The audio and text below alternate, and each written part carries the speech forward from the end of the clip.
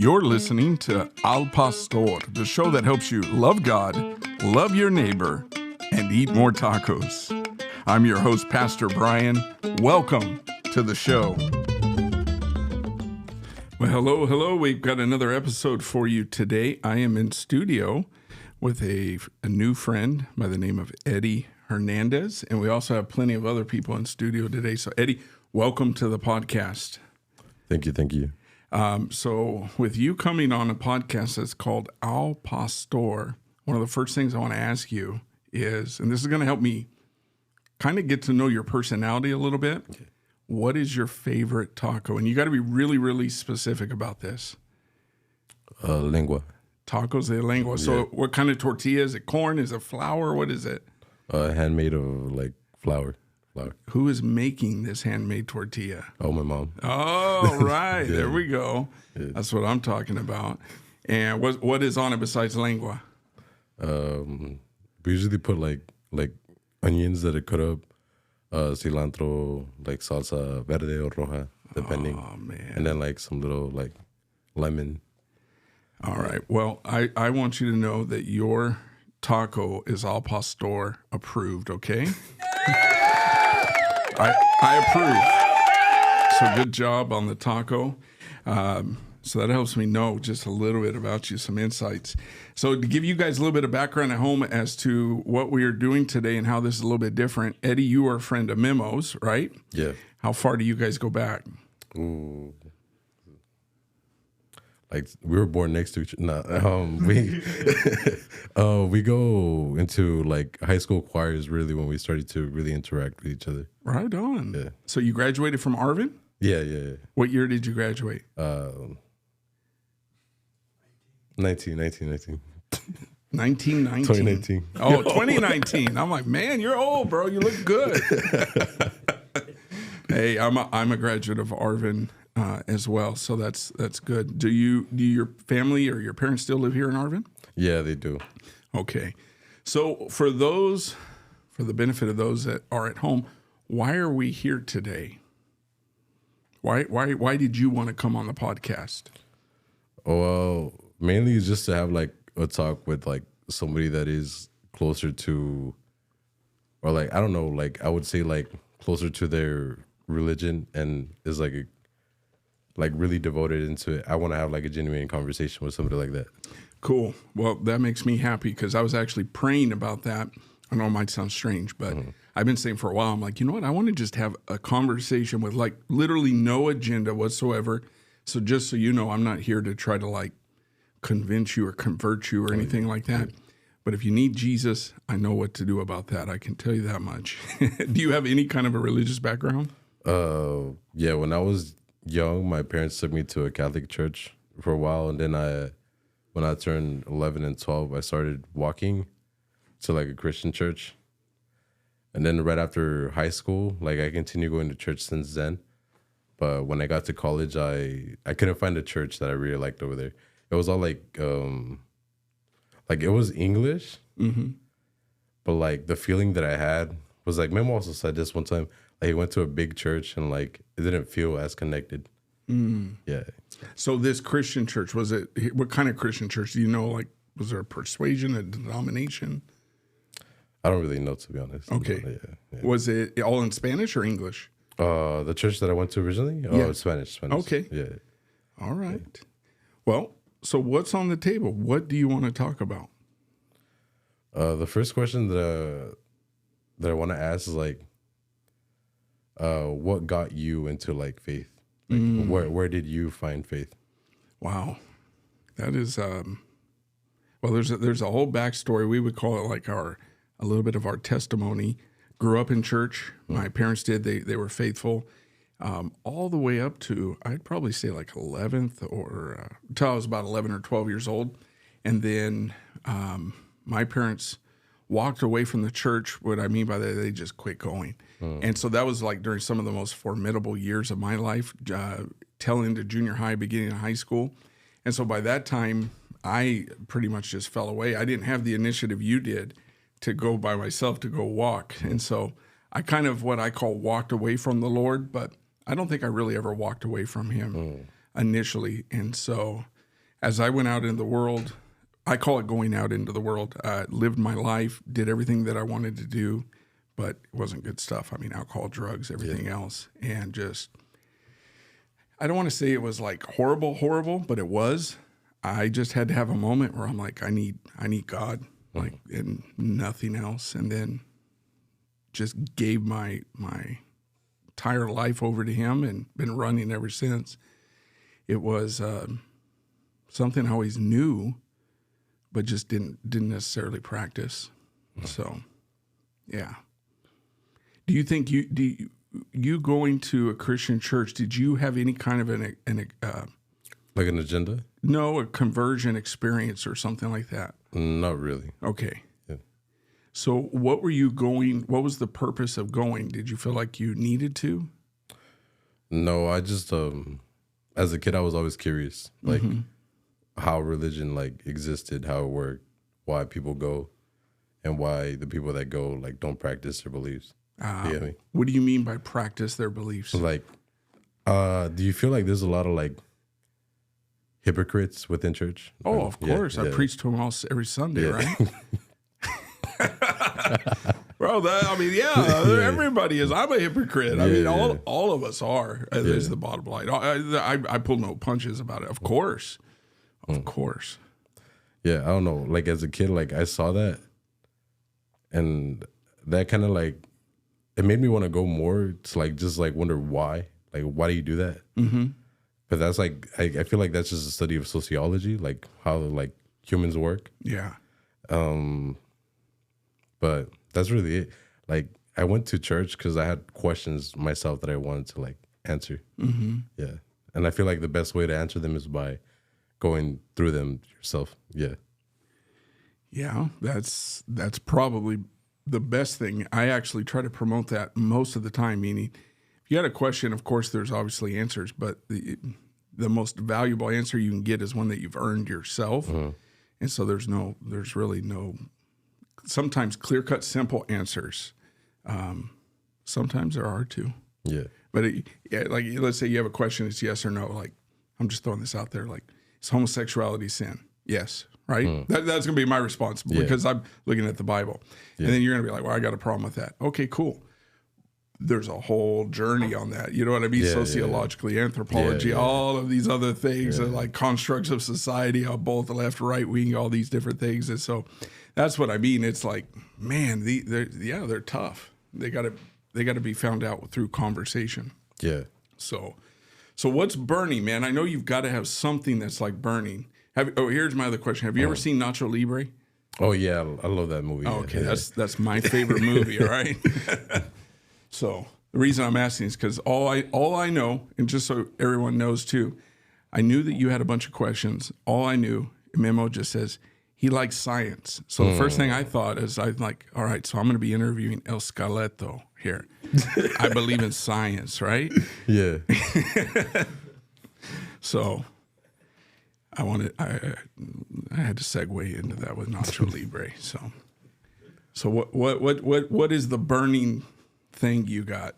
I was like, okay, this is not necessarily like a question that like I have, because like I already answered it, but like I want to see like your answer to it. Is like how, if like the Bible, like you believe in the Bible, right? Yes. Why were the dinosaurs like? Do you guys believe in the dinosaurs? Yeah. Actually, there are plenty of dinosaurs. The Bible mentions dinosaurs in several places. One of the main things is that the word dinosaur wasn't even like invented or implemented into our vocabulary until they use like behemoth. Yeah. So we've got behemoth, we've got leviathan, all of that stuff. There's a couple of different theories out there. I'm just telling you what I believe personally. I believe that the majority of them were wiped out actually, I shouldn't say majority. They were wiped out in the flood, in Noah's flood. Oh, yeah. So it really depends on, that opens up a whole other can of worms because now you got to date it, right? Yeah. So you got academia on one side that says, we're talking millions and millions of years ago. Yeah. And then you've got biblical perspective. And if you ask, okay, when was the flood? We're going back like, 4,000, you can push it back sometimes further, but traditionally speaking, so it's like, so you mean to tell me dinosaurs were alive let's just throw a round number out there, 5,000 years ago. And then you've got all the evidence that explains it. So there are two sides of that whole coin there. What do I believe? I don't, for that, that's not an issue for me that I got to put a firm date on dinosaurs. Meaning, I don't date the creation of the world going back to Adam like 6,000 years. I personally don't. How far back do I go? This might not seem any more reasonable to you logically, but I can go back like 12,000, 13,000, maybe up to 15,000 years. The reason we come up with that date of 6,000 years is because some people, like back in the 1500s, started dating. Even some like really, really smart people, scientific people, they went through the Bible and started noting the age, the genealogies, and that's where they got it back to 6,000 years. Problem is that the genealogies are not an exact science in the Bible, so that sometimes the Bible would rather make a theological point than an exact account, so they can skip some for purposes that are higher theologically. So there could be gaps in some of the genealogies, and so those dates are not accurate. There's a second theory that I also sometimes lean towards, and it's called a gap theory. Real convenient, though. If you want to get deep into it, what is the gap theory? I'm going to pull something up on the screen for you, and it starts in Genesis 1. So we have in Genesis 1, in the beginning, God created the heavens and the earth, period.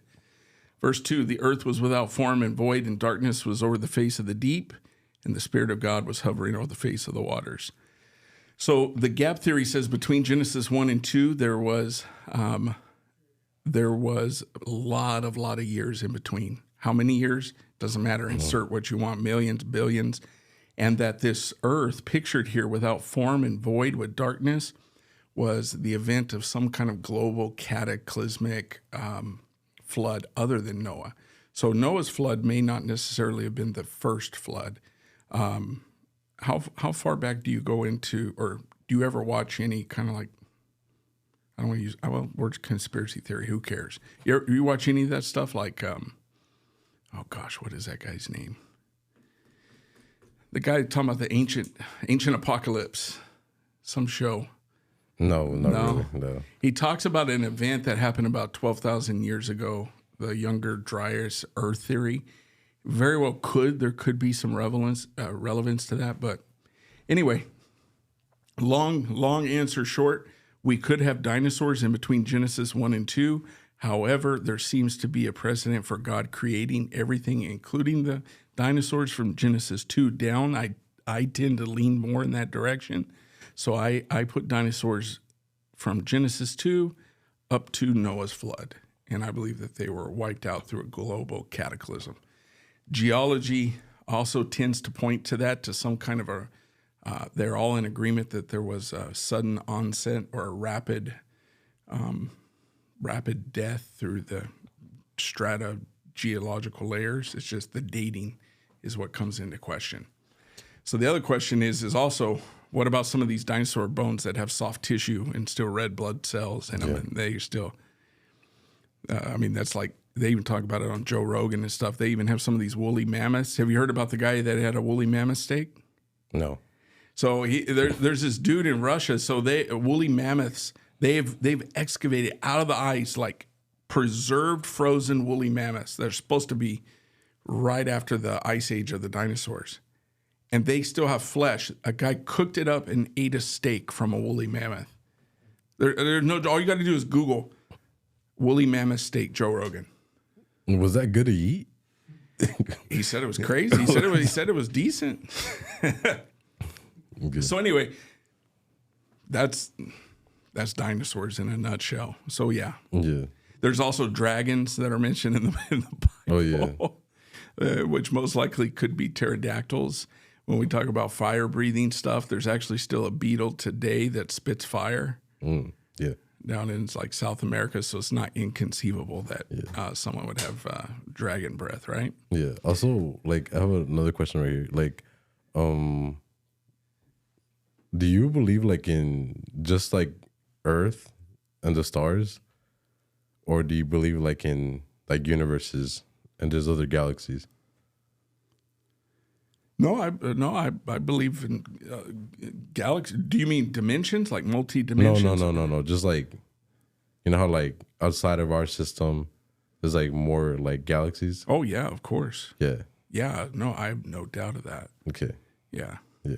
Because a lot of people that I know don't really. Really? Yeah, they think they're like the Earth is flat. Do you think the Earth is flat? No. Who says the Earth's flat? Oh, you're a flat earther? Wait. We got other people here. Wait, Memo, you believe the Earth is flat? Why? Because you went up in a plane and... Nah, he doesn't. He's kidding us. Dude, I don't know many people that would think that the Earth is flat. There is a biblical precedent, though. Like a lot of people will throw the Bible out there, but there's plenty of evidence that the Earth is round from the Bible. It's just that the language that they use to describe, like the Earth held up by the pillars and things like that, is all what we call poetic, figurative language. Yeah. It's literally like, or it's either that or they think the Earth is a dome. Yeah. Well, the dome part is interesting because here in Genesis, like if you look here in verse 6, let there be an expanse in the midst of the waters. Let it separate the waters from the waters. And so here in Genesis, there's this idea of a water canopy that came above the earth. So he and that is actually there's a science behind it called the canopy theory, which means that this water, now when we think of it, we're thinking of literal water with waves above us, but it could be water vapor, it could be water clouds. Water can be frozen, solid, gas state, all of those things. So back then, and there's also incredible, don't take my word for this, but there's incredible evidence of this, meaning that the Earth had a much different atmosphere with a barometric pressure that was conducive to larger life, because we don't see dinosaurs that were just large. We're talking behemoth insects. We're talking trees. We're talking vegetation. What would cause that? It would be a higher barometric pressure based on in a different environment. So, in fact, I just saw a clip. Man, I should have like saved that.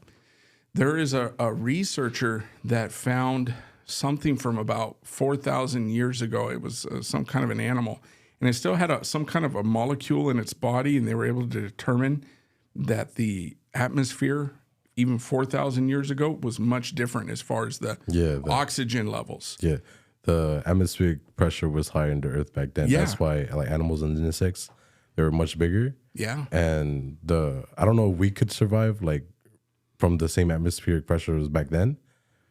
Probably not. It's not what we are now. Yeah, not what we are now.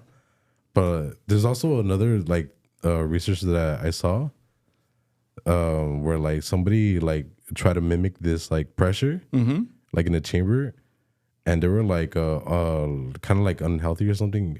It's very vague to me, but they put them in this chamber with like greater pressure, and like they just kind of mimicked what like was back then, and it healed them faster. Yeah, it's called a hyperbariatric or probably saying this wrong. Hyperbaric chamber is what it is. Yeah. There's tons of research. Like LeBron James, some of these athletes, they'll come in and they'll recover in a hyperbaric chamber. In fact, it's really expensive though. Dude, crazy. But you can only go in there for like 20, 30 minutes at a time. And if you have an open wound, you can go in there, and the rate of decay of your cells in the wound, it will like stop it dead in its tracks. Which also, the theory behind this is that if you could live in a hyperbaric chamber, you could live up to, they've estimated, wait for this one, up to 1,000 years. So like how the Bible. Damn. Okay. Yeah. The oldest guy on earth is a guy by the name of Methuselah, who lived 969 years old. So the problem is that there is, evolution takes on a different name, but we have definitely adapted through our genetics through time. The way we are now is we are not adapted for that environment. Just like if you were a guy that lives in Nepal, those people are uniquely equipped because they were born into an environment to be Sherpas up on Mount Everest. Have you guys ever seen the people that go up Mount Everest with these millionaires? No. Like these little guys that carry all your stuff? Oh, yeah. They're like mountaineers. The guy's like, I've climbed Everest like 30 times, right? I don't even need oxygen because they were born up there. They live up there. They're like bred for that kind of stuff. Crazy. Wait, so that ties into another question. Like, what type of evolution do you believe in?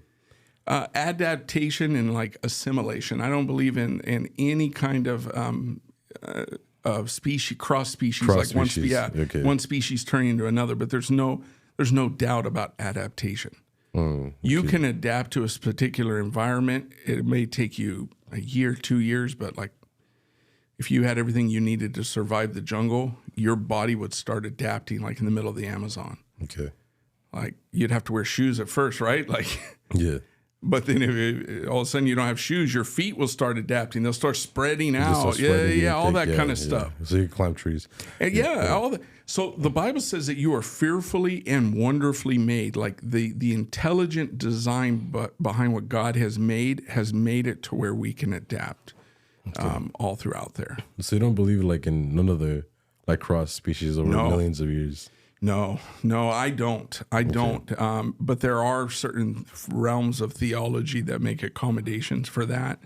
I think that it takes more faith behind that science than it does to true. Dude, that's a lot of faith based on the evidence, depending on how deep you dive into it. And I'm not saying I'm an expert, but I've read enough and studied enough, and I'm like going, holy cow. And you have a problem with me. This is more faith. I don't know. To me, it kind of just makes more sense. You do? Yeah. So you believe like we came from... Yeah. Like that took millions and millions and millions of years. It just makes sense. Mm-hmm. Like saying like somebody like put humans from nowhere, like boom. Mm-hmm. Like it's kind of like unimaginable. Well, like, like how it says like God's like power is unimaginable. Yes. Yeah. That's why like I see both sides. You get me? But like, it makes more sense for me like that. Like it just over the time span. Yeah. Well, given any amount of period of time, just about anything would be possible. If you really, really think about it. Yeah. I guess the biggest problem is it depends on how far you want to go, because this is what's called theistic evolution. And all that simply means is that you still insert God into the equation. And I'm not trying to say that to where it's like have your cake and eat it too. Like, I can have God and I can have evolution. I don't think that those two are compatible ultimately, but that's why I say there are some out there that theistic evolution. They believe that God is basically it's the essential that God is the all-powerful one, but he is uninvolved in mankind. So he essentially designed a clock and set it in motion and then allowed all the events to occur.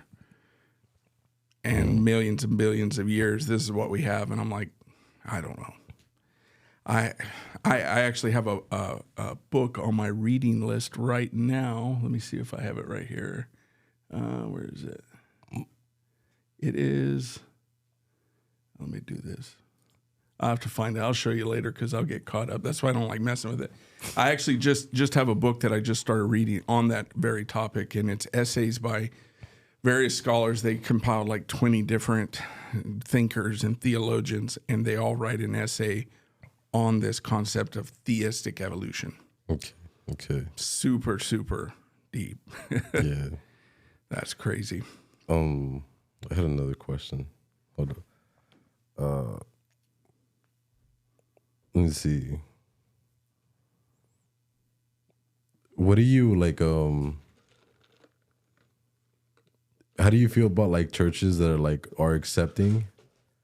You know how like some churches have very traditional values and they don't like necessarily accept like LGBTQ like whatever within like their churches. How do you feel about the churches that are?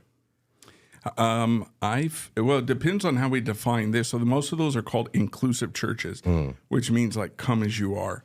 I believe in that, and I applaud that. I say, come as you are, but you shouldn't leave as you are. Meaning, if you come in, there's going to be a change based on the experience and the knowledge of God. So, or would I welcome a gay or lesbian? I don't even know what we call people today, right? We would just call he, she, they, whatever. I don't mean that derogatory. Yeah. If they want to come in, you're welcome to come in. We love you. We're welcome. Like, seriously. Yeah. But at the same time, you have to come to a time and a place where you say, okay, how far do you take that inclusiveness? And I do believe that the Bible is clear that if you persist in that is not God's will or way for a person's life. If you persist in that, meaning the activity, you will ultimately be apart from God. What does that mean in simple terms? It means hell. Like, I don't want to pull it. I can't pull any punches. Like, the Bible is clear on that. So most of the time when people say we're an inclusive church, that means that we accept you, we welcome you, and we're not asking you to do anything different. We'll celebrate your gayness. Okay. That's what it is. So that I have a problem with, because I think that if you are going to go under the guise of religion, if you're going to go under the guise of the Bible, you should follow it. Okay. Like, instead of twisting it around, because it's like, I want the book. I believe this is God's word, except for these parts, and there's not a whole lot of ways around it. But here's the other thing. It's the same thing about what we call adultery or fornication. So adultery is a man cheating on his wife. Yeah. Fornication is having sex before marriage. Mm-hmm. I'm an equal opportunist offender, meaning it doesn't matter if you're gay or if you're cheating on your wife or if you're sleeping with your girl before you're married. You're not going to be that comfortable. You're welcome to come in. We love you, but we're not going to hold back, and we're not going to condemn you either. The message is, hey, let's get in and find out what God says, and let's come out of that. And the ultimate goal is repentance. Okay. But how do you feel about, like, when scientists, like, try to explain, like, why somebody is gay or, like, somebody feels the way they feel, where, like, they say, like, oh, the XY chromosomes, like, it changes their, like, mental state, like, on how they think. Like, how do you feel about that? I have confronted that on a couple of times. So I've read some of the sciences. I've talked with some that have explored that. I think that the science is completely inconclusive on it. So meaning it's not rock solid on there. So I'm going to give you a really, there's no other way to say it. This could be considered bigotry on this statement, meaning, is it nature or is it nurture that forms a gay person? So if we go on the nature side, this says you were born, you had something went on with your chromosomes. And then we have nature, it's a product of your environment. Yeah. The statistics show that, I don't even want to throw out the number because I don't know. I want to say it's around 90%. But the majority of people that are gay or lesbian, if it's like, let's say it's a lesbian, 9 out of 10 times they've suffered abuse by the hands of a male abuser. Yeah, you can say the same thing about, like, crack addicts. So exactly. Yeah. So we've got various different things. So this is where this nature versus nurture thing comes in, right? So we go back. Was it your genetics? Were you predisposed to have a propensity to be gay? So it goes to that thing, born that way. Who nurtured you? Were you raised by females? All these different factors. Did your mom have you play with dolls and dress up and do all those different things? Or was it genuinely because you were born that way? Yeah. This one's tough. The final answer that I ultimately give on it is the Bible says that we're all born that way, meaning we're all born into sin. Yeah. There's a famous passage that King David said that I was born into iniquity. So I'm not born to be an adulterer. I'm not born to be a fornicator. I'm not born to be a homosexual. I'm not born to be a crack addict. This is all deformities of sin. But despite that sin, I still have to turn from it and turn to God. So whether I have a preference for males or females, it's tough. So the answer biblically, the way that we do it is abstinence. It's abstinence. It's abstinence if you're cheating on your wife, you should. Should you stop? Yeah. So I guess I should ask you a question. Do you believe in monogamous relationships, like between husband and wife? Me personally, that's what that's my direction. Mm-hmm. But I don't know too much about like the polyamorous relationships. Okay. But yeah, I just know that it exists. I don't really care about it. It's their lives. It's not mine. And I also want to commend you, Eddie, because you're asking me a bunch of questions and that you're not being like, I don't think you're gonna be shocked probably by anything I've said, but we're not like debating or discussing. You're like genuinely listening. So I just want to tell you how much I appreciate of that. And you're welcome to push back on anything though. Yeah. What do you think of people that are saying that there are folks that are born to have affection for little children, pedophiles? Oh, pedophiles? Yeah. Like, what do I think of them? Yeah. They should die. Okay. Yeah. But what if we say they were genetically? Do you believe that someone's born gay? Do I believe that someone's born gay? Well, I feel like there's instances where like you could show maybe that they're like they have like imbalances within themselves genetically, not genetic, but like inside their brain and how the chemistry works that could like make them look that and see like, oh, that's like what I'm more attracted to. And that's just how I feel about it. But like, I wouldn't really mind. Like, if somebody was like kissing another guy right next to me, I wouldn't care. Mm-hmm. Yeah, I don't see any problem with that. Yeah.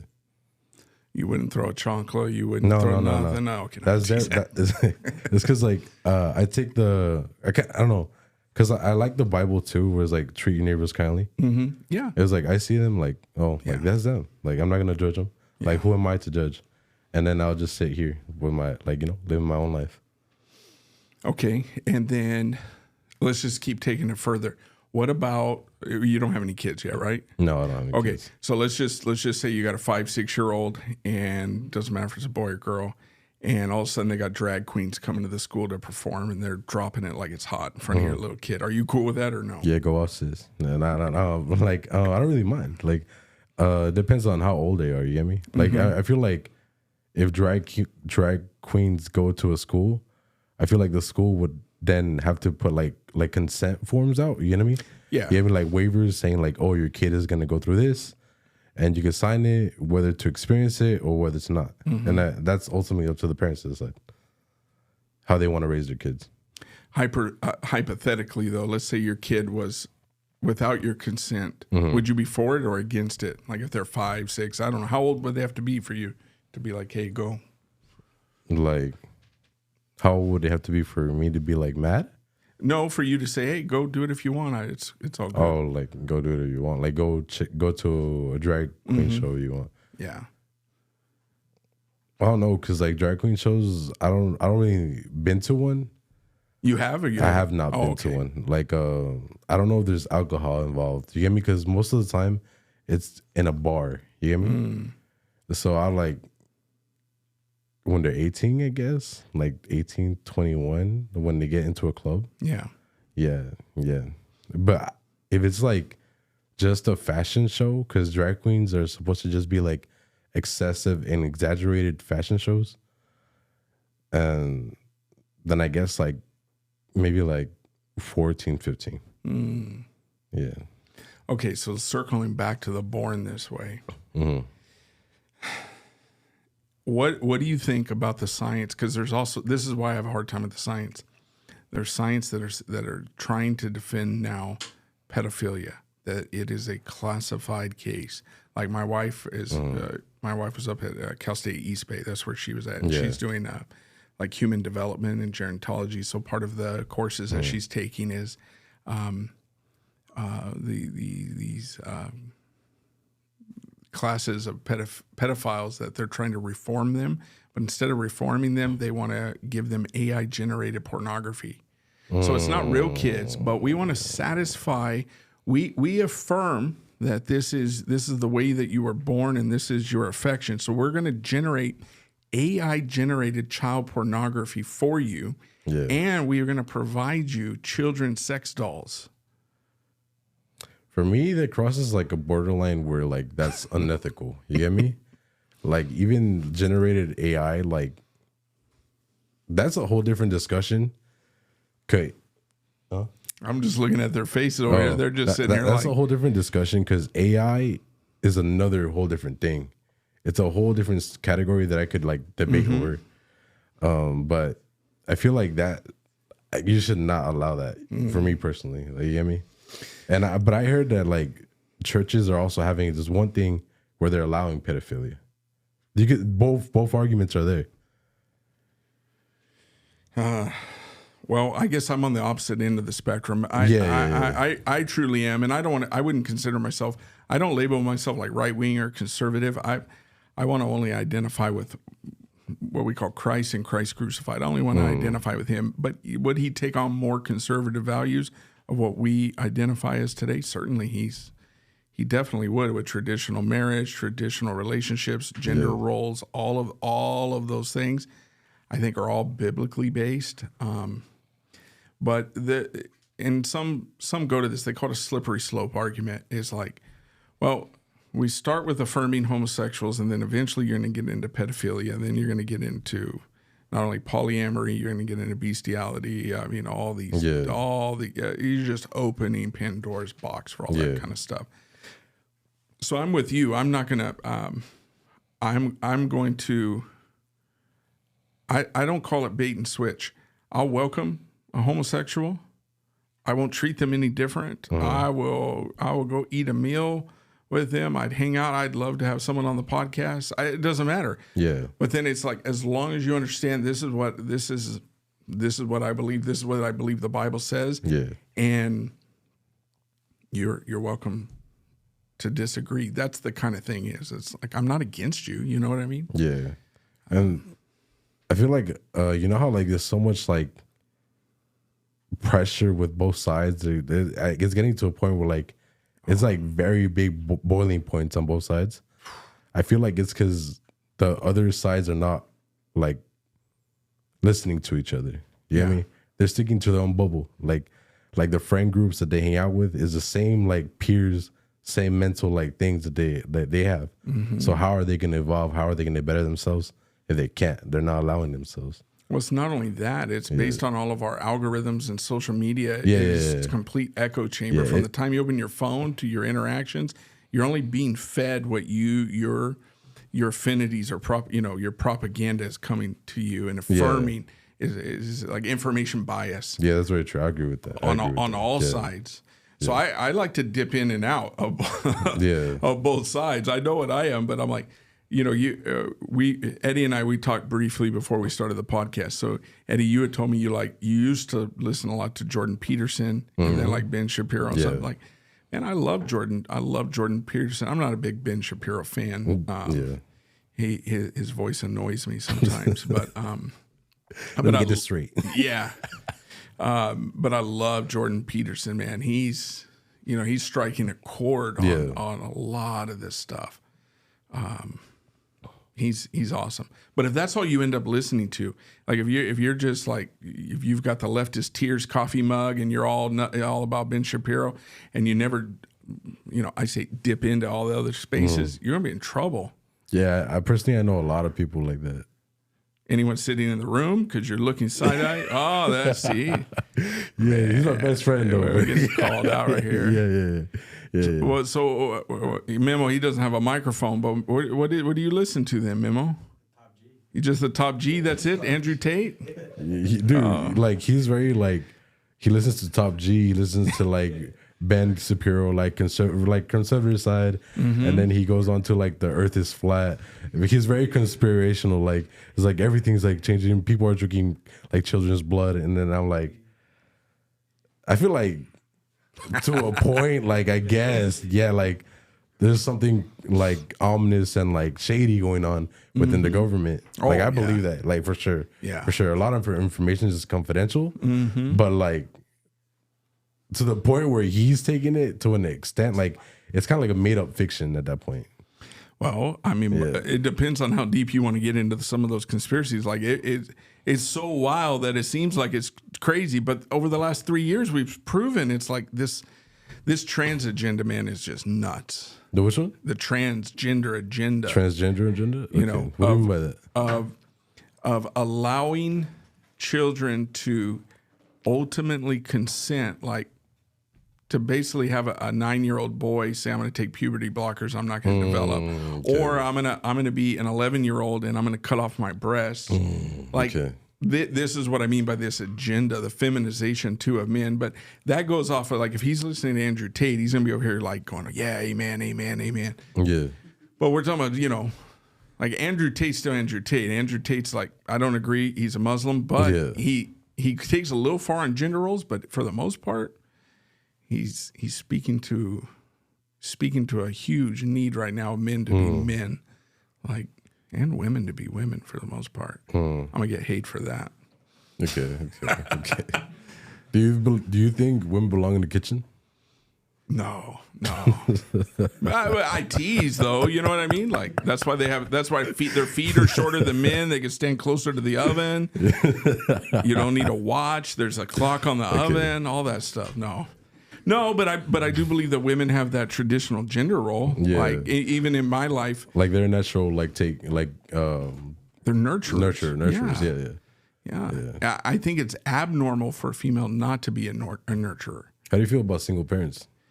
I think it's unfortunate, but it depends. It's by choice. Normally, it's just as a result of life and conflict and all of that thing. So I feel bad. I don't think that that's God's design for a family, because I believe a child should have a parent at home for the most formidable years of their life. So just to give you an idea, like my son is, how old are you, Noah?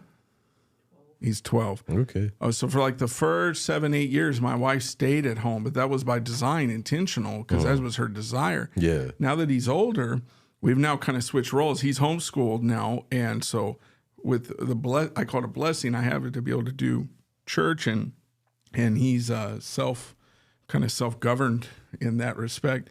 Now my wife just got her bachelor's. She's going for her master's. Yeah. She's up at Bakersfield College in instruction. But for those first 7 years, now most of the American dream is a result of greed, not out of trying to produce productive members of society. So you have a husband that wants to work and a wife that wants to work. Why? So that they can do what? Get up in life, right? Yeah. And then you sacrifice your child. They either go to the grandma or you take them into, white culture, right? You check them into daycare, and you got somebody that's raising your kid. You have no clue. You drop them off at 7 a.m. You pick them up at 7 p.m. That is a sociological experiment that I don't think pans out too well for people's mental health and overall stability. Yeah, I agree with that too. So I mean, how were you raised? Were you raised both parents? I was raised in the streets. In the streets? Hey. Well, yeah. Well, of Arvin, right? Yeah. Well, yeah. If you're from Arvin, we're all from the streets. No, I'm from Chirac.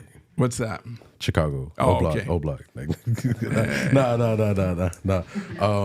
I was I had parents. They loved me. I loved them. It was nice. But most of like the lessons I learned, life lessons that I learned, were through personal experiences within like the streets. And I lived in a bad like part of like Arvin. Where? Tell me. The trailer park homes. Which ones?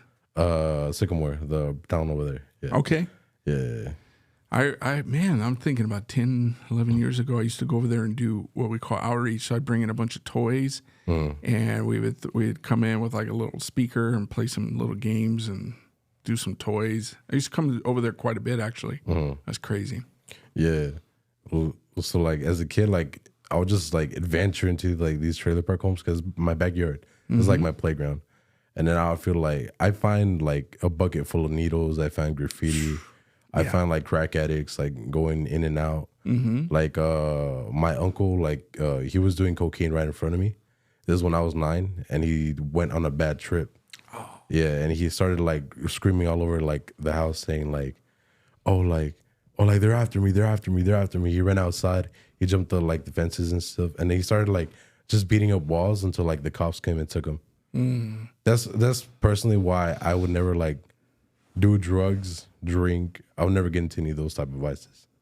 It's pretty amazing, man. Yeah. I mean, because you have two sides of the coin. You have some that it'll either do the effect that it had on you, or you'll have some that'll fall right into that. No, yeah. But the sliding scale, the percentages, it's a fine line. Yeah, I would consider it, from my side, I would consider it blessed. I'd say, but then are the other people unblessed? No, not necessarily. But still, it's an evidence of me of God's, I would say God's hand of providence upon your life, that somehow or another something stuck in the inside of you to say, I don't want that for my life. Yeah. And so that's pretty amazing. Yeah. What'd you do after high school? Did you graduate college yet? No, I'm still depressed. Nah. Yeah, I'm still in college. And I took a year gap. Okay. Because my mental state got really messed up. And that was because I had a professor that failed me from a class. And I don't think he should have failed me from the class. I had a A until the last week, and then he was like, I'm gonna give you an F. Wow. So I cursed him out. I went into him. He had a lecture. I told him, beep, beep, beep, beep. You're full of beep. You are from Marvin, man. Yeah. Watch out. Later on, I'm gonna have my own career, and then if I find you later on, I'm gonna just do everything I can to make you nah. I know it's hate, but it's coming out of just pure anger. It was a moment. Yeah. Right now, of course, not. Wow. If I see him, whatever. It just happened. But I needed a year gap from that, because at that point, even apart from then, Davis is majorly white. You get me? It's white and Asian. So I had no sense of community I had here. What city is UC Davis in? Davis. Gosh, Davis then. Oh, and then is it Sacramento. We're talking Sacramento, right? Sacramento, okay. Yeah. That's what I was talking. Yeah. Wow. But yeah. So I was basically by myself, but I had no problem with that because I'm good with being by myself. I don't need friends. I don't need nothing. You get me? What was your major? Well, my major, mechanical engineering, and I'm going back to doing mechanical engineering and computer science. And so were you working on all your gen ed stuff? Yeah, I already finished that. It's some upper classes now. Man. Yeah. So are you on summer break right now? Yeah, I'm on summer break. And you're going to go back? And you're living up there too? Yeah. That's expensive. That's a lot of money. It is. Man. And I paid it out of pocket because a year gap, I was getting checks from the school. But during that year, I had to pay it out of pocket. Yeah. Man. Yeah. All right. So we talked about flat Earth. We talked about, what else did we talk about? Well, we talked about inclusiveness. We didn't really touch on evolution. That one is, man, that's a tough topic. That's a good, that one, a whole episode by itself. Oh, yeah. Bro, no, multiple episodes. Seriously. Not even the top scientists or the top faith could have figured that out. It would take a whole, Yeah. So what else? I'm trying to think here. Oh, do you believe in, how do you feel on mega churches? I don't believe they're all evil, but I do think for the most part, what is happening, at least culturally in our society, is the majority of it is made up of social engineering. So I call it one big hype train. So it's always about everybody's favorite radio is WIFM. What's in it for me? So what they want to do is be able to, they're really good at attracting crowds and creating hype and creating this trendy, fashionable, Instagrammable moment on a Sunday morning. Yeah. And I think what it does is it really deviates or puts away from what God can do in a person's life, because I don't think that salvation, although it can happen in an instant, there's a long process of growing in knowledge, and it's not an easy thing to do. So Christianity has turned more into a trend. It's it's fashionable in some circles, not all, but in some. And it's well, I go here and woo, and I say this a lot. If you don't believe me, ask Memo. I say this behind our pulpit a lot. It's you can hey, come to our church. We're gonna give you a donut. I'm gonna rub your belly. I'm gonna tell you how great you are, how good you look. I'm gonna tell you you're a winner. You're more than a champion.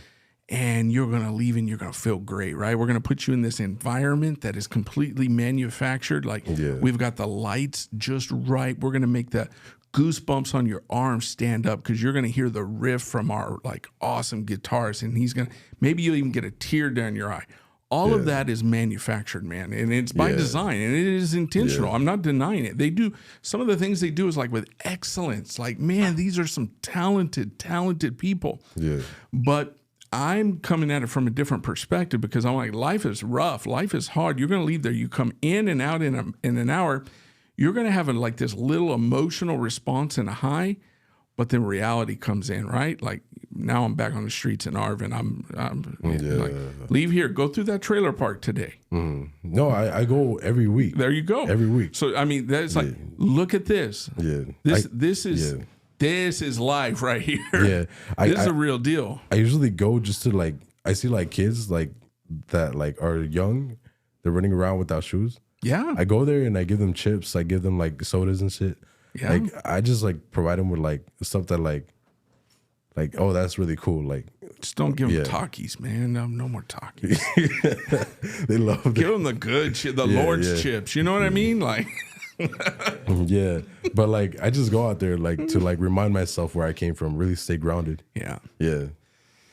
So that's my issue with the big churches. And then number one is, and it's not even an issue. Like there are some that do things like really, really well. But the issue is it becomes more about you and then more about us. Look at us, look at our branding, look at our marketing. And then there's very, very little. It's a majority of it is what we call psychological life application. Like it's more motivational speaking than it is like hard issues. So I've talked with some young people. I'd say young people that grew up in church, but they'll be like, we never talk about things. And we're like, what do you mean? Well, I have no clue about, let's just say some of the things we talked about. We'll talk about homosexuality. We'll talk about abortion. We'll talk about dinosaurs. Yeah. We'll talk about, gay dinosaurs if you want, right? No, I'm teasing. Like however you want to take it. No. That's the conspiracy. They really went extinct because they all turned gay, right? And they couldn't reproduce. Oh, I'm teasing, man. Okay. Don't quote me on that. Let's get into another question.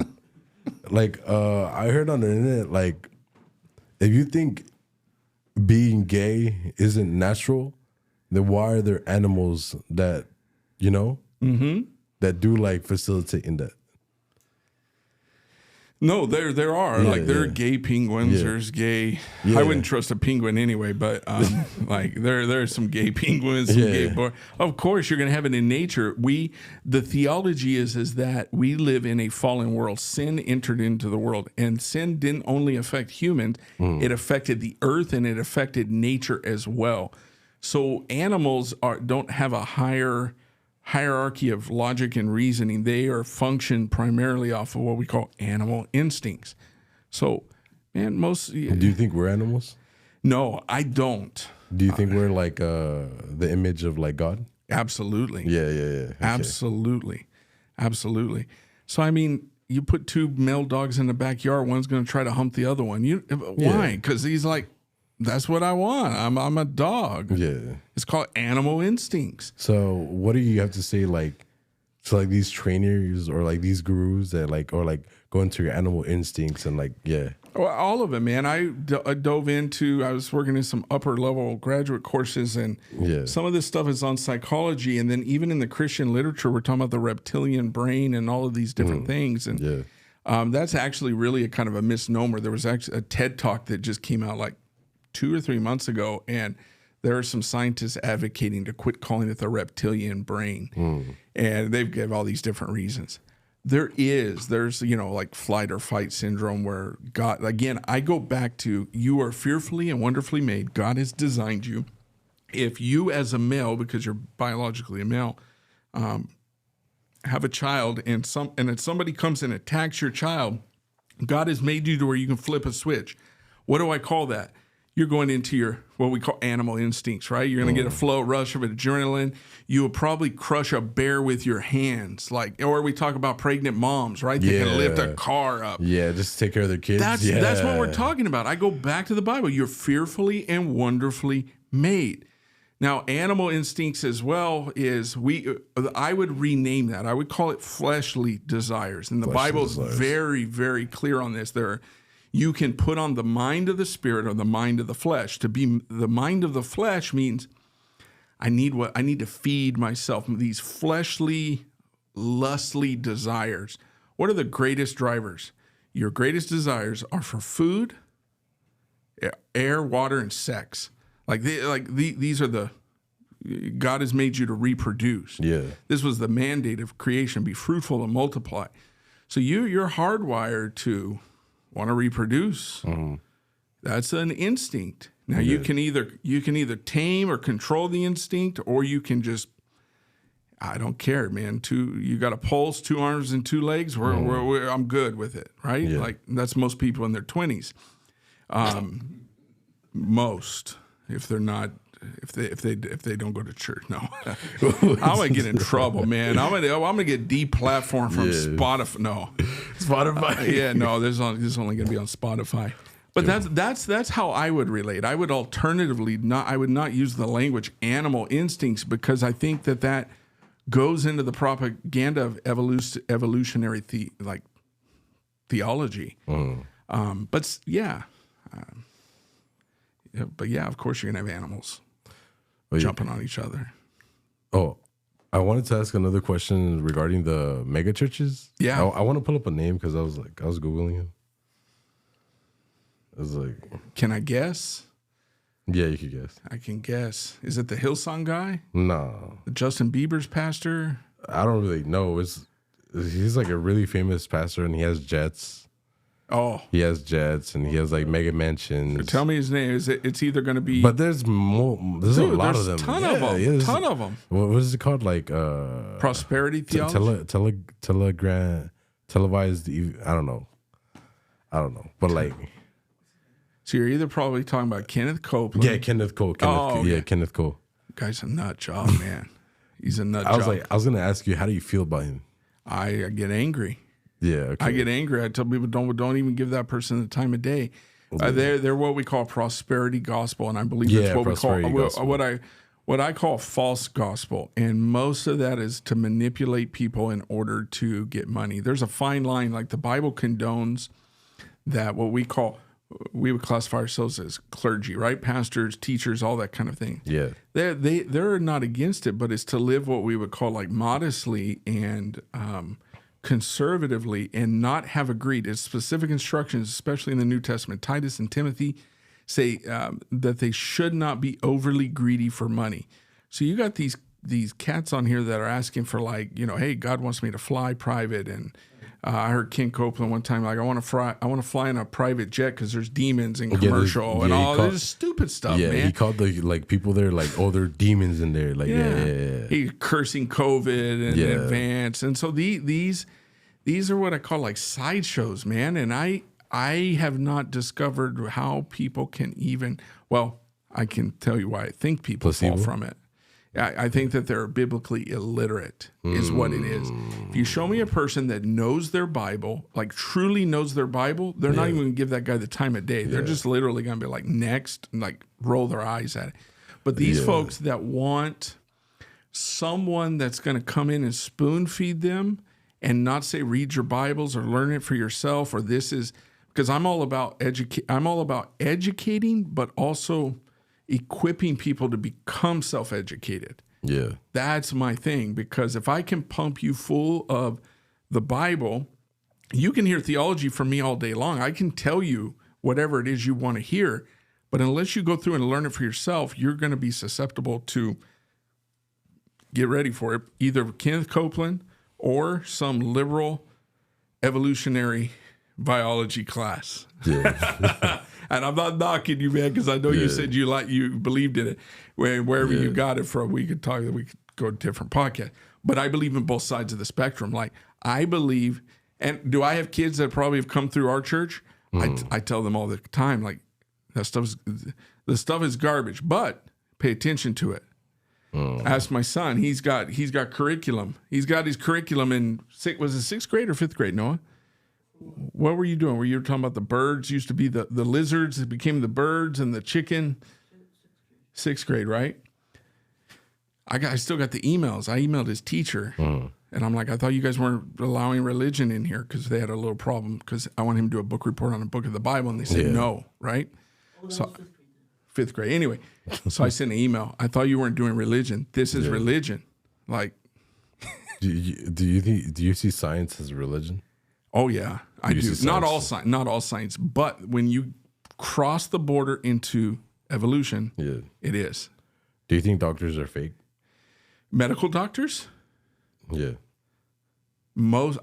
I personally think most of them are. Not all of them. What about surgeons? No, I don't. Well, say like your kid needs a heart transplant. Mm-hmm. You're like, nah. What am I going to do? Yeah. I'm going to research the doctor first. I want to know about him. I need to know about the person that's going to operate on them. It's like that's typical like parent research. Yeah. I need to know who they are. Yeah. But is it because you're saying he had to have science in order to do the heart? Like I don't think medical science in that aspect about the heart from dissecting cadavers and learning biology in that particular sense is what I would call quack science. I think it crosses the border when we get into evolution. Okay. And when I say doctors are fake, it's because most of them, generally speaking, in the practitioner space, are propped up through the pharmaceutical industry. The pharmaceutical industry is messed up within its own self. But when you look at what they're pushing to the doctors and then all the kickbacks that they're getting, right? Yeah. Hey, we're going to invite you down to Cabo for 3 days. We got you in this resort, all of it, so we can give you a presentation. Yeah. It's like going on a timeshare. Yeah. We're going to pay for you. You're going to fly private. You're going to go catch a marlin off the beautiful Sea of Cabo, and all we need you to do is just prescribe Pfizer when you come in. Yeah. Bro, this stuff is.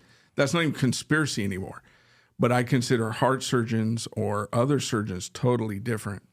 I know it might seem contradictory, but is that what you were getting with on your question?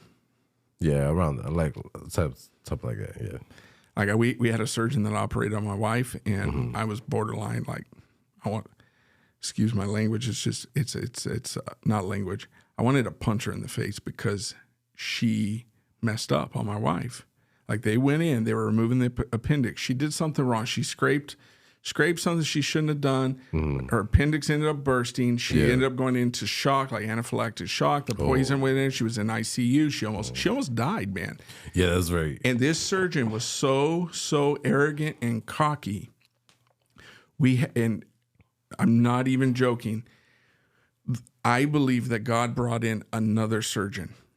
There was a surgeon, and I can't think of his name, but he was the surgeon that ended up delivering our son prior. My wife had to have a C-section. So we're talking, how old were you, Noah, when Mom went through what she went through? Like 9? So this was like, anyway. I was in like 1st or 2nd. You were 8 or 9. Anyway, 4 years ago. Yeah, 8. We didn't even know this doctor, but at the time that he delivered Noah, we had insurance like Medi-Cal, and we couldn't find. It was crazy. It's getting hot in here, huh? Yeah. Open that door, Noah. This doctor was amazing. Anyway, but they messed up my wife. We had to reject this surgeon. She was so cocky, so arrogant. She messed up. She wouldn't admit it. There was an investigation. They brought in a surgeon. His name's Dr. Andrews. He came in, walked in the door, and it was amazing. We knew exactly what was going. He knew what to do. He knew how to do it. He says, "I've had this before." He's an older doctor, like mid-60s. Fixed her right up, and she came out of it. So I'm not against doctors. I don't personally go to doctors though. Like, but I'm a big scaredy cat. You go to dentist? No, I don't. He does. Do you take the COVID vaccine? No. I'm not against it. Oh, let me take it back. I took one. I took the first one, which was a Johnson Terrible. way back in 2020. Yeah. And I only did it because I thought we had to go to Brazil. Oh, okay. You needed a COVID test. I had to. You Yeah. had to. Yeah. My wife is from Brazil. We were traveling. Otherwise, I'm not taking any more after that. Yeah. What about you? Did you take the vaccine? Yeah, I took a vaccine. All of them? Are you boosted? I had to because School? School, yeah. Wow. It was like a rule that everybody had to do it. or the other option. No, we had to. Man. But like in order to not get the second one, we had to like do a waiver, kind of like a thing, like every 2 weeks or almost like And get every other tested. week get tested. Dang. And it would suck because like our lectures would get in the way. We had homework to do, and then we had to go to a whole different like section just to get tested and wait in line. Wow. So what do you think after? Do you regret it, or do you still? What do you think? I don't really care. You don't care anymore. No. So we were at the point, at least with him, we weren't going to vax him because they had the discussion over 12 years old, mandated, and I'm like, no, we're not doing it. Yeah. Not doing it. So, let's see. What time is it? 2:29. What else? Anything last? Huh? Well, what's the topic that you think we need to cover? We didn't talk about gay frogs, though. We talked about gay penguins, but not gay frogs. No. Frankie, you have any topic? That we no.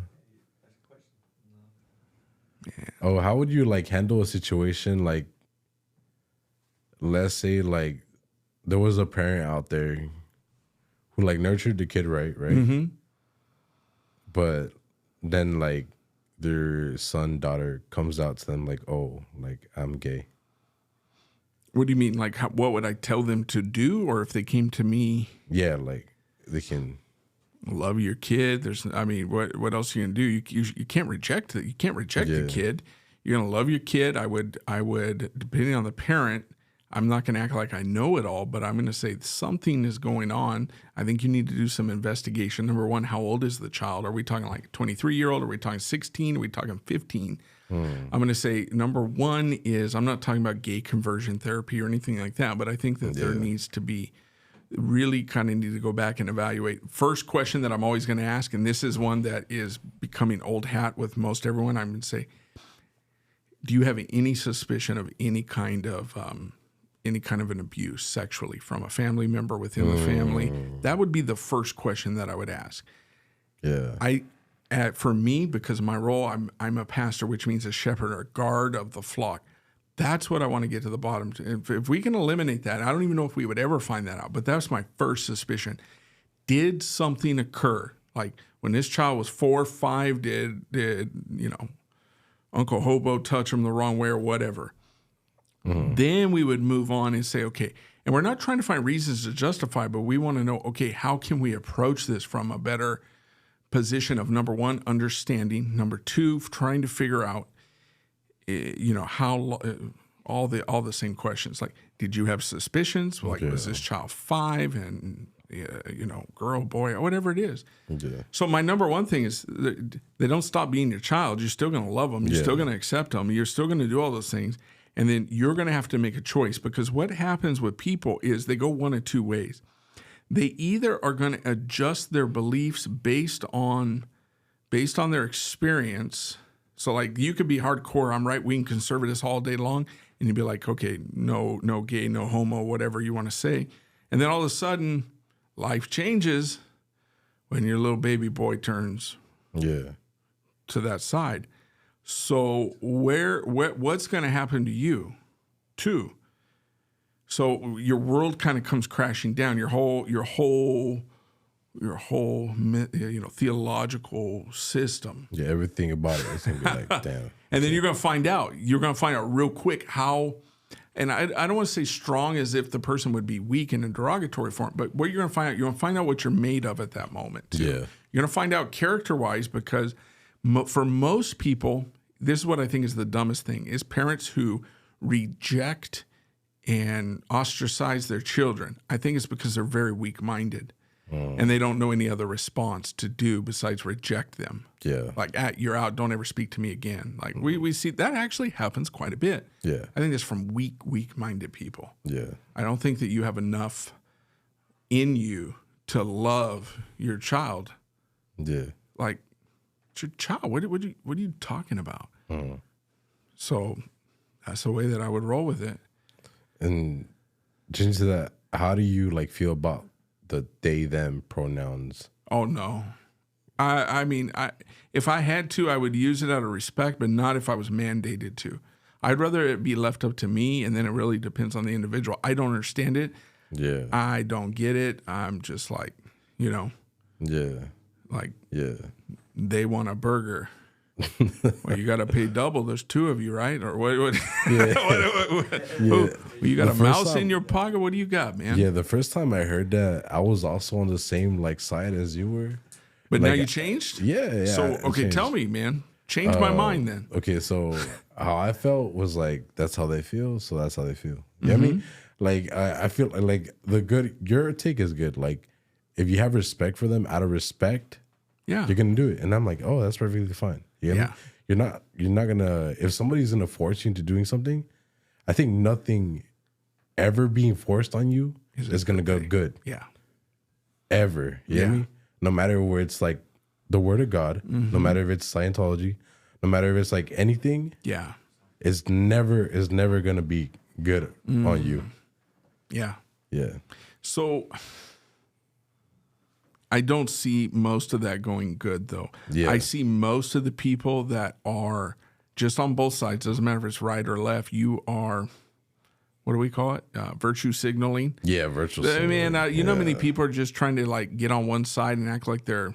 I hate using the word woke because it's been overused, but like Yeah. I'm on that boat, and then you'll get on a Zoom meeting, and then it'll have their name like, "Hi, my name's Vicky, she, they," Yeah. and I'm like, the person's name wasn't Vicky, but it's a person that I've known for a long time, and I'm Yeah. going, "You are not a they," you know, like Yeah. maybe I'm wrong, but I think it's more virtue signaling, like I'm progressive. I'm intellectual. Yeah. Because these two things seem to go hand in hand on that particular side. Yeah. And then you got on the right too. Like they want to just sit there and just bash and like drop atomic bombs and demolish that particular argument. Like if you go like to a Ben Shapiro, right? Yeah. Same kind of concept. Yeah. But on this side, it's like I'm intellectual. I'm woke, and I know more than you. Yeah.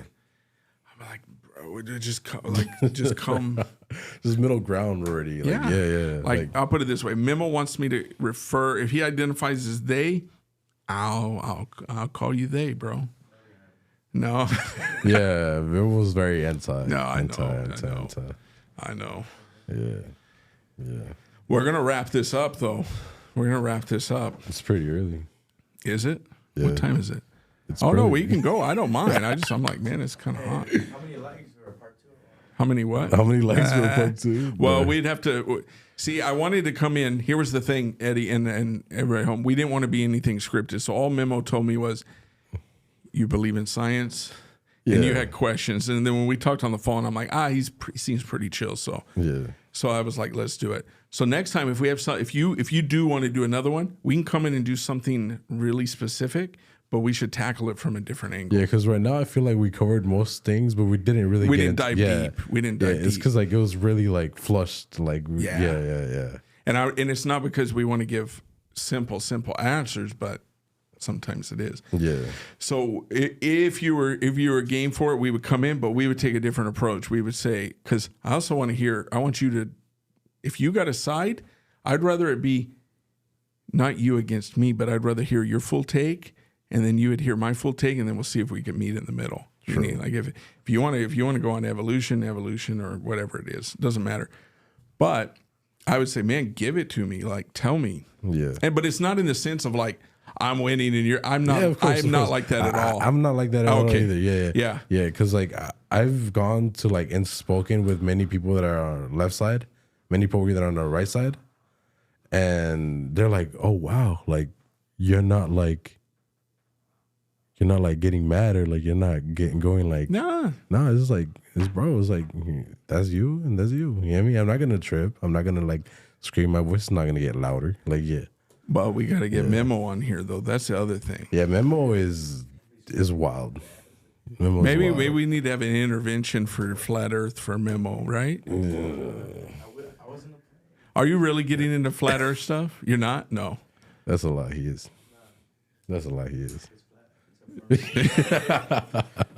No. No, that's actually a good topic. I've watched a lot of stuff on Flat Earth and in my years.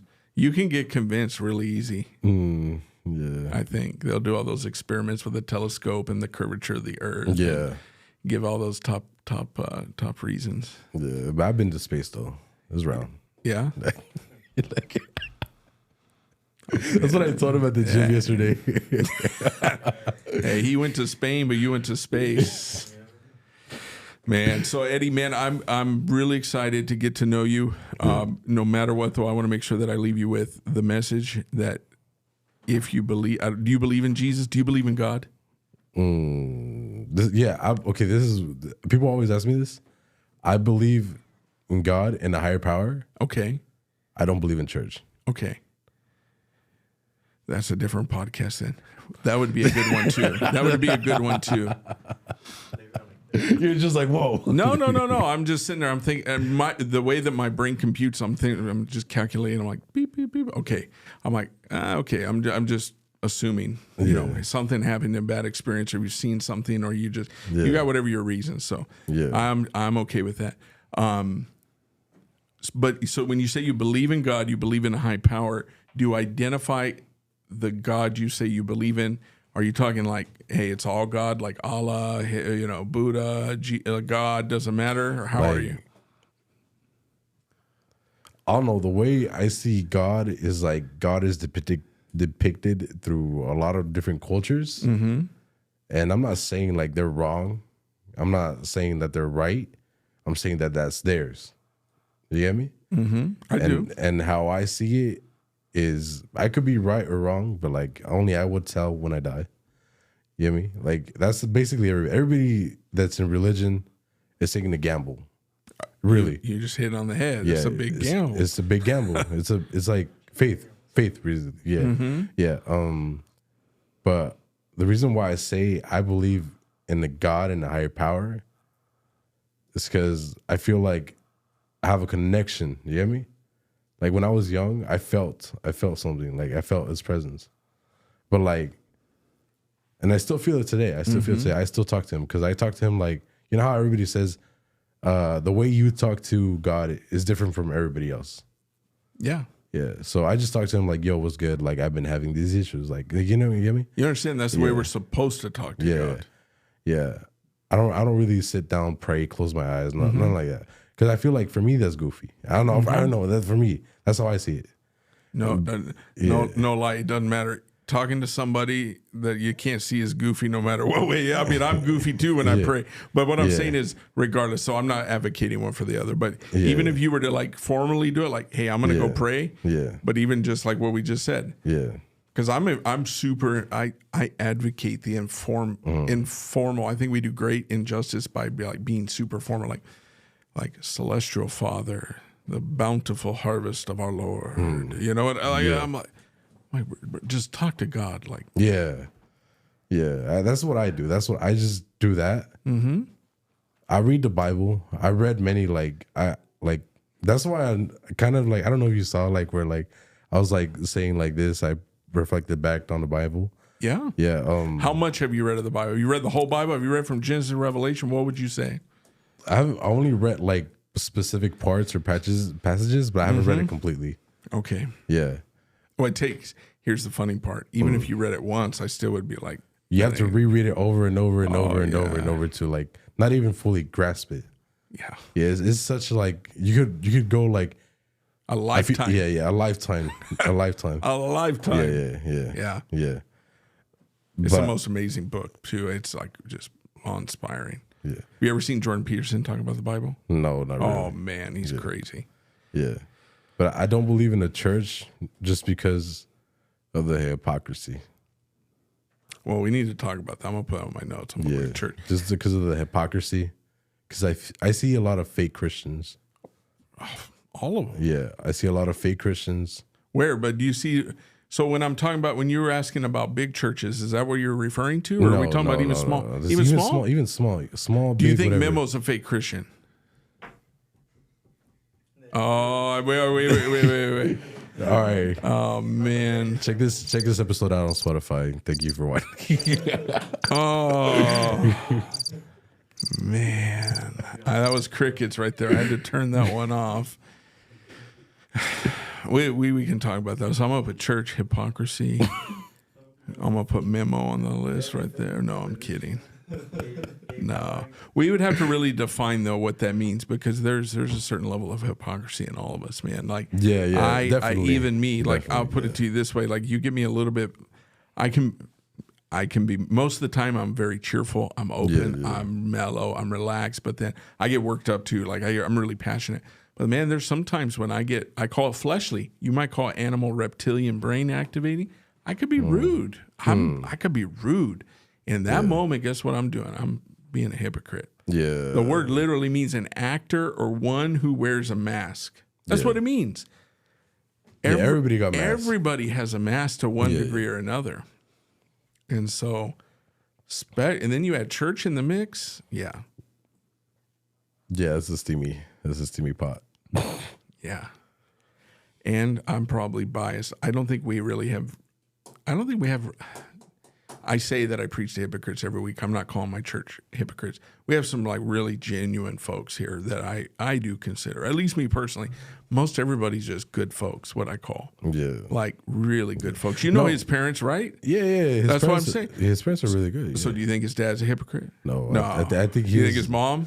No. See, that's what I'm saying. Like, these are just like real deal. Like, I would throw out, I'd be like, and it doesn't mean that they can never act in hypocrisy, but I'm like, these are two people that go to church. We got Dago, Norma. We've got like even like his older brother, Dago Beto. Same thing, man. I'm like, no, there's no hypocrisy. And that's how most of the people, but you know why? Because it really depends, and I'm not elevating myself or bragging myself, but most hypocrites have been accommodated. Like, if you don't call it out, people get comfortable, and then they want to play that part. It's like, don't come in here trying to act fake. Don't act like you got it all together. Like, you're just as broken as the next person. So let's be humble. Let's praise the Lord. Let's humble ourselves before Him. Let's get on our face. Let's seek Him. Let's pray. Let's ask Him for help. That's the bottom line. So I can say, if I was self-evaluating with true honesty, we don't have hardly any hypocrites in our church. Unless I mean, one, you said Memo, I don't know, but I don't know. No. I feel like in church, like maybe like 1 to 10 ratio. Oh, 1 out of 10 people are hypocrites? No, like 1 out of 10 are good. Oh, not hypocrite. Ooh, that would be interesting. Because like Memo's parents, I met them, I interacted with them. I respect them. Yeah. Yeah. They're really great people. They're great people. Why do you respect them though? I asked them questions too. Like I asked questions like to Memo's mom and Memo's dad, and how they answered was very sincere. Yes. Very, very sincere. And that's what I respect. Yeah. Like how you're answering my questions and I'm listening to you and you're listening to me. Yeah. Is what I respect. And that's I feel like that's common mutual respect. Yeah. Yeah. No, they're great. I love his parents, by the way. They're awesome. They are awesome. We got a lot of folks out. I'm not trying, because I'm not trying to get you to go to a church or nothing like that. But that's interesting topic. So we've got church hypocrisy, and folks, I know if people are still tuned in, we're sitting here trying to go over future episodes. Huh? You said mute it? Oh, music. Oh yeah. Do we still have time? You like devil music or what? As I was looking at your ACDC, I was going to ask you about it. Yeah, I conspire with Lucifer. Yeah, that's a funny topic though. I sold my soul. Nah, no. But like, this is a big like reason as to why I kind of was always like, I'm not a Christian, because like in the old church that I used to go to, they would be like, if you listen to music that's not a worship with God, and does not always worship God, you're not a Christian. Was it church here in Arvin? Can I ask? Yeah. Where was it? It was like over there. Which one? Is it one of those apostolic ones? I don't know. You don't even know? What street? It sounds like it's like right down the park. Across from the park, the apostolic. I think I know which one. Yeah. Did they speak in tongues and all that? Like get wild? I think at times, yeah. Okay. Yeah. Okay, I know that helps me a lot. I mean, you're not throwing anybody on the bus. I'm not saying they're bad or they're good. No, not even. That's not what I'm getting at. Reason is so it helped me understand, because in a moment I can tell you different theology. So now I understand what they were saying, and so I get that. That would be correct in that stream of Christianity. Yeah. And I'm kind of the same way too. Let's say you came in and you became a Christian and you were like an AC/DC.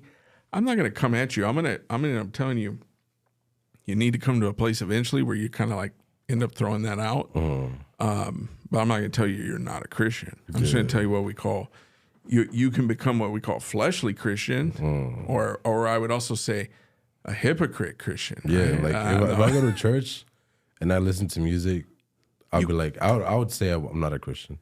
I'll just say I come here just to like listen to lessons. I wouldn't take it that far. I would not take it that far. It depends though. So what do you like? You like? Tell me some examples. Well, back then, like, because I make music too. I make music too. I like to make like love music. I like to make like love, happy music. What are we talking, like Marvin Gaye stuff, or? Yeah, like kind of like Marvin Gaye. That's really old. That's like the old R&B love songs. Yeah. Hey. Yeah, Aretha Frank. Like that's cool. Yeah. And I like making the beats. I like playing instruments. Is it all digital? All digital. Yeah. Okay. Digital, except like some piano and like some guitar. Dude, I think that's awesome. But what I would say is like tons of people come out. I don't mean come out like you got to totally turn your back and reject all that. But it was somebody that has something like that. I'm like, God has given you that ability. I don't know if you're talented, or is he good at that stuff? Do you know?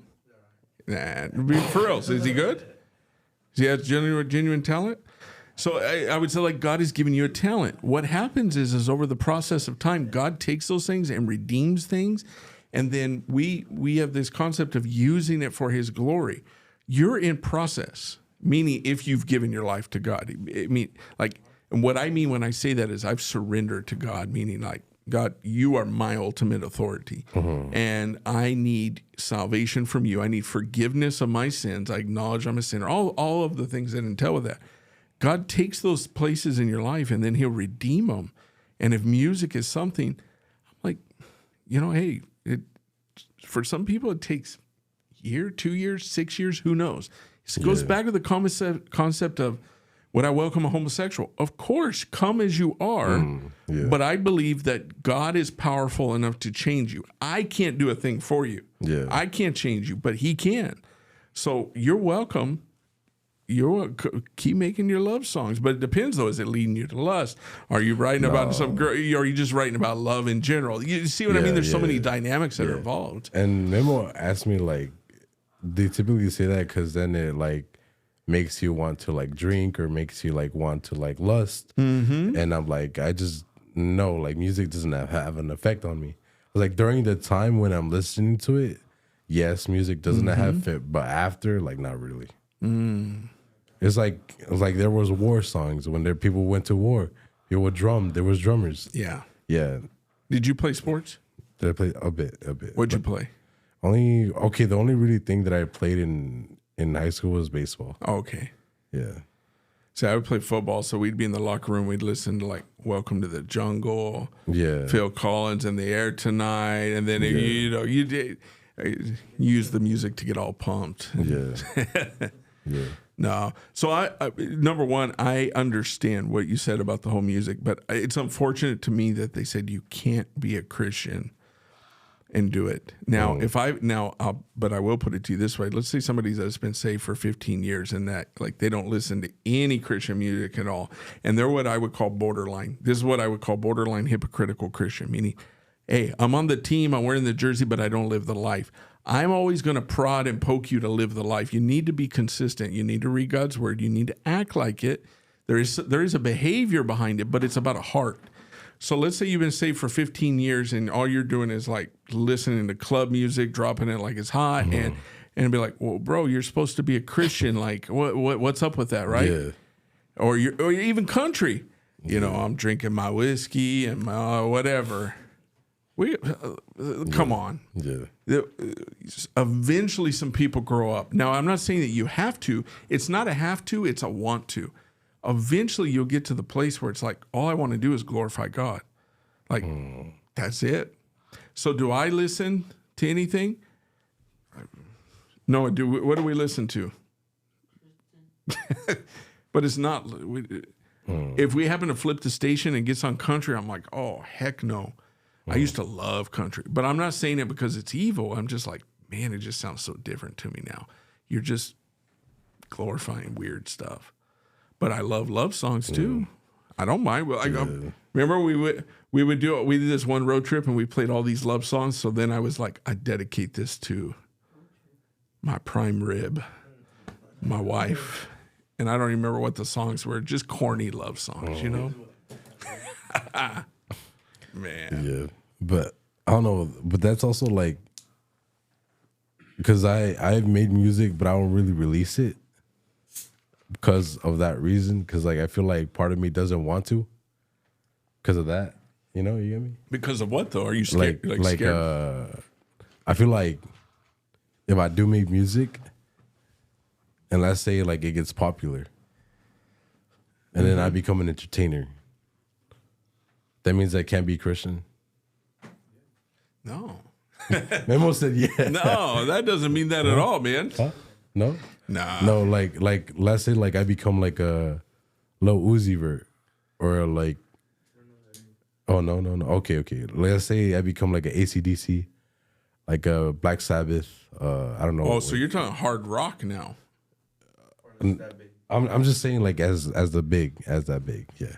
Because if I name other artists from our it doesn't matter what you do in your past. That's the beauty about Christianity is that all is forgiven. Yeah. Everyone starts new. So nobody, whatever your past is your past. Like yeah. You know what I mean? I've got a past. Everybody's got a past, and that's the thing about Christianity is we say Jesus forgives everything.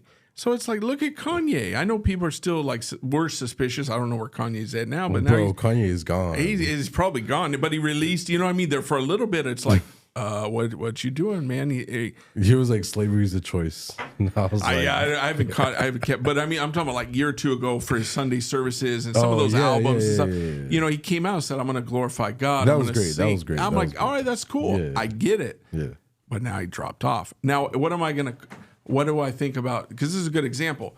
And I'm like, oh, Kanye's of the devil. Kanye's evil. No, he's struggling. That's what I'm saying. Yeah, like, he's struggling. He's struggling. Yeah. I think there's still hope for him. Maybe he'll come out. He came off, you know, he's Illuminati, all this. Yeah. There's just so much stuff with that. Yeah. So, man, no, it doesn't even matter. So are you holding out then to be a Christian? Because you said, what if I produce this music and then become Christian? Like, what's your hope? No, like, I don't know. I feel like, because I listened to like an artist who like was like, they did grow up like in a like church, like as a kid. And in one of his songs, he says, I lost my faith. He whispers it in the back. He's like, I lost my, like whispers. And, he blew up like a really big artist. Like he's huge in the R&B scene. Wow. And now like his parents like don't really like talk to him. And I'm like, I wonder if that's how other people are gonna see me. Like, cause like I do believe like in God, like how I said. But that's my own personal relationship with him. It's like, do other people, of course people will judge regardless. But like, I don't know. I guess like that's been the issue. Like yeah, it's like how can you be like consider yourself a Christian, or like how do you believe in God if you're over here doing this? You get me? And you yourself know like the Word of God. You get me? Like yeah. I some of it I get, some of it I don't. But a little bit of it I get. It really depends though on how you're repping God at the same time. Yeah. I take belief in God with a grain of salt. I'm saying that with you, but when I hear that, generally speaking, doesn't mean a whole lot to me because I'm like, you know, Yeah. you ever heard the saying like, "There's no atheist in a foxhole"? Like you can be an atheist and then you're in a foxhole and you got bullets flying over your head. You're gonna say, "Oh dear Jesus," like God, Buddha, whoever. Like there's no atheist in a foxhole. Yeah. So I take that, I hold this thing of God or a higher power like very loosely. I think that we got to clearly try to narrow that or define that down, and I think that it's worthy of evaluation from all different perspectives. Meaning, you know, if you have the personality, you need to investigate it from all sides. Whereas some other folks don't have to. I'll throw Memo out there like I have no clue where you're at. Where you're at, Memo, specifically, but what I mean is he's grown up in the faith. He believes in the Bible. If he's following it at this moment perfectly to a T, I have no clue. Maybe he is, maybe he isn't. But the bottom line is even if he has a year or two where he strays away, and like however you define, if you define it as hypocrisy, I would assume he would end up coming back to whatever it is, his core beliefs. And what I mean by core beliefs, that there is one God, but that God is Jesus in the flesh, like God manifested in the flesh. Yeah, at least the theological framework of. So I could be famous, I could make my bag, and then like after I retire, I could be like, yeah, I believe in God. You could, well, it depends. I don't. If you intentionally going that way, I have no clue. Do you get me? Like that's. I know what you're saying. Yeah. There's some people that do it, but I think that they're doing that in ignorance. Yeah. I think they're doing that in ignorance, and most people do that anyways. Like you can have an 18, 19-year-old that says, "Let me live my life right now, and then when I'm 25, 26, I'll come in." Yeah, a lot so of psychologically, sociologically, you'll see people in their 30s, like from 18 to 30. There's not a whole lot of religion, and then what happens after that? You become 30, and then as soon as you hit family, kids, and all of a sudden it's like, I need something to ground me. Yeah. Right? Yeah. All the different stages of life. Yeah. But then when we're in our 20s, we got the whole world figured out, or we think we do. And then same, 34. I'm only in my 40s, so it's different stages. That's what I'm trying to ingrain in this guy too. It depends on where he goes, what he does, but I don't think you have to have those lapses and. Yeah. But it all happens. But yeah, music is a good one we could talk about. I'm going to take my wife. It's 3 p.m. That's why I'm looking. I promised her we're going up to Tehachapi. We're going to go shopping. Okay. Told her by 3:30. But do you want to do another podcast in the future? Yeah, that sounds good with me. If that's okay with you. Well, of course, man. I'd love to. But you know what? Maybe I can have you help me with my cameras. We can get the cameras. I want to get this whole thing set up, man. We can do a full YouTube. And I'll give you all the footage, too. Oh, cool. I'll use the footage, obviously, but then you can download all the footage and if you wanted to do something with it. Yeah. And then I don't care what we do. Yeah. Anything closing, Memo, Noah? I forgot your name already. I'm sorry. Oh, Frankie. Frankie, I'm going to write that down. Man. Well, folks, if you're still here, thank you, and we'll see you on the next episode.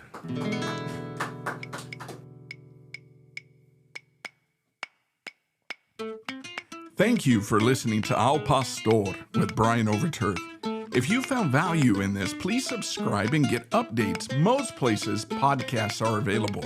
We're right here on Anchor FM through Spotify, also on Apple Podcasts, Google Podcasts, Amazon, and iHeartRadio. I hope you'll tune in for the next episode. Until then, we'll see you later.